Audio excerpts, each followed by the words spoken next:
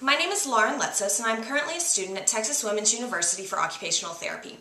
Today I will be teaching you all how to perform two tests on a client, the manual muscle test and range of motion. Manual muscle testing is a test used to determine the amount of muscle strength available and to discern how muscle weakness is limiting treatment. In order to perform a manual muscle test well, one must know the different muscles and their functions, the proper positioning of the client in order to test and isolate muscles, and be able to discern which muscle is being used for which action. The assessor must also know the grading score ranging from 0 to 5. A normal, or a score of 5, is the highest level of functioning in which full active range of motion is achieved against gravity with maximum resistance.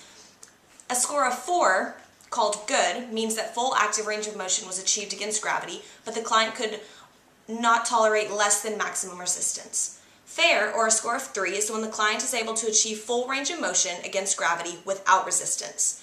Poor, or a score of 2, shows that the client is able to achieve full active range of motion with gravity eliminated.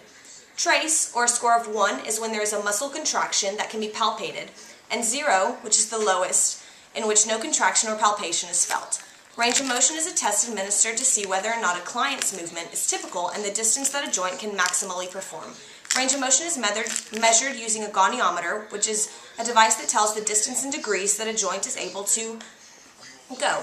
When administering a range of motion test, the therapist must be aware of the positioning, explanation, and must be able to use and read a goniometer to interpret the results.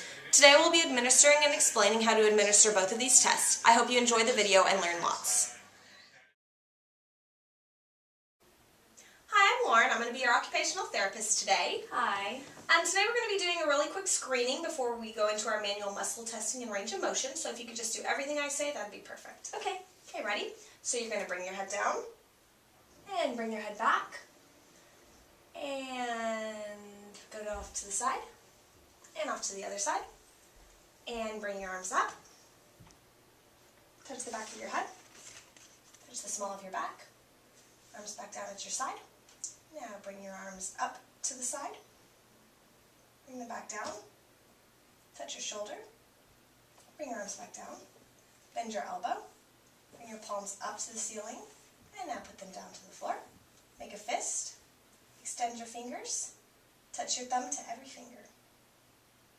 Awesome. Thank you so much.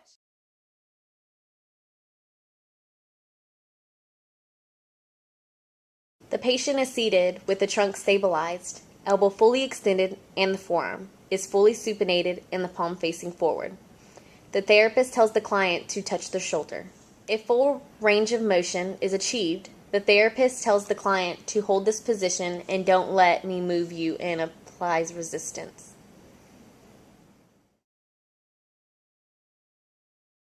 The patient is seated with the trunk stabilized, elbow fully extended.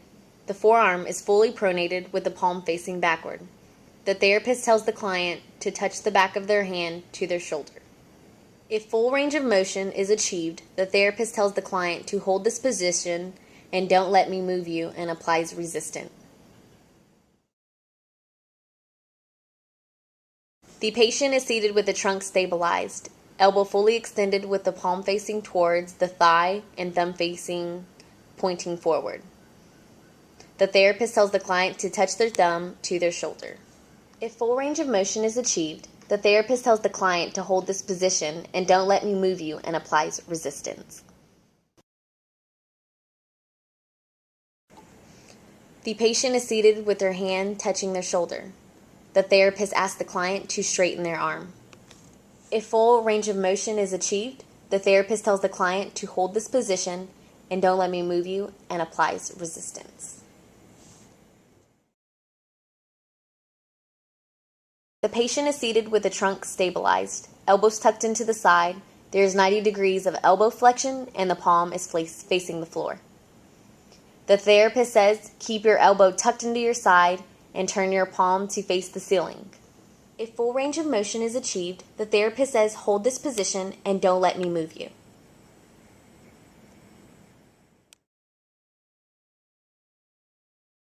The patient is seated with the trunk stabilized, elbows tucked into the side.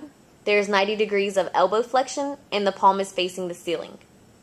The therapist says, keep your elbow tucked into your side and turn your palm to face the floor. If full range of motion is achieved, The therapist says, hold this position and don't let me move you.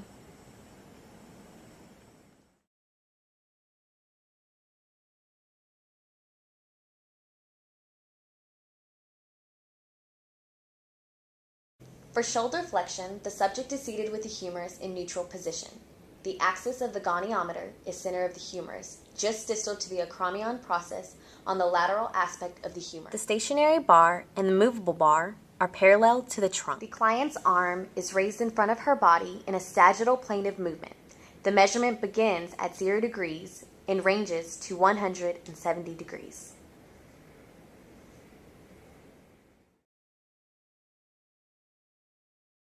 For shoulder extension, the subject is seated with no obstruction behind the humerus, and the humerus is in a neutral position. The position of the goniometer is the same as it was for shoulder flexion. The client's arm is brought in the back of the body in a sagittal plane of movement. The measurement begins at 0 degrees and ranges to 60 degrees.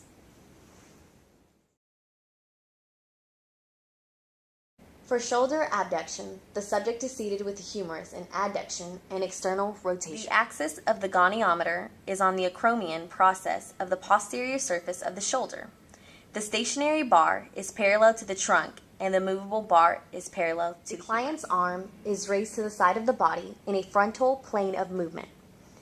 The measurement begins at 0 degrees and ranges to 170 degrees. For shoulder horizontal abduction, the subject is seated with the shoulder abducted to 90 degrees. The elbow extended with the palm facing down. The axis of the goniometer is over the acromion process. The stationary bar is parallel over the shoulder toward the neck, and the movable bar is parallel to the humerus on the superior axis. The client's arm is moved towards the back of the body in the horizontal plane of movement. Measurement begins at 0 degrees and ranges to 40 degrees. For shoulder horizontal adduction, the subject and the goniometer are the same as they were for shoulder horizontal abduction. The client's arm is moved in front of the body in the horizontal plane of movement. The measurement begins at 0 degrees and ranges to 130 degrees. For shoulder internal rotation, the subject is seated with the humerus abducted to 90 degrees and the elbow flexed to 90 degrees. The axis of the goniometer is on the olecranon process of the elbow, and the stationary bar and movable bar are parallel to the forearm. The client's forearm is swung down, gently keeping the humerus parallel to the floor. The range of motions begins at 0 degrees and ranges to 70 degrees. For shoulder external rotation, the subject is seated with the humerus abducted to 90 degrees and the elbow flexed to 90 degrees, and the forearm in mid-position perpendicular to the body. The axis of the goniometer is on the olecranon process of the elbow, and the stationary bar and movable bar are parallel to the forearm. The client's forearm is swung up gently, keeping the humerus parallel to the floor. The measurement begins at 0 degrees and ranges to 90 degrees.